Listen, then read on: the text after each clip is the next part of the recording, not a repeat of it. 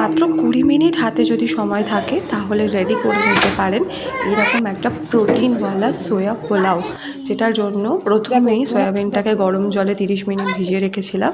এবারে একটা মশলা বানিয়ে নেবো, যেটার জন্য ধনে পাতা, পুদিনা পাতা নিয়েছি, আদা, রসুন, পেঁয়াজ আর লঙ্কা। পেস্টটাকে ভালোভাবে রেডি করে নেওয়ার পরে আমরা কড়া বসিয়ে দেবো। কড়ার মধ্যে দিয়েছি তেল, গরম মশলা, গোটা গরম মশলা, তারপরে গ্রিন চাটনিটা দিয়ে দিয়েছি।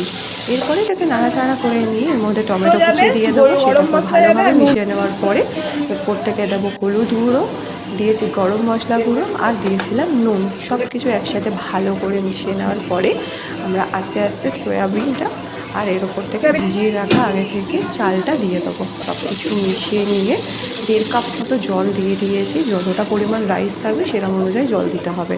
এরপরে ঢাকা দিয়ে ভালো করে রান্না করে নিলে রেডি আমাদের সোয়া পোলাও।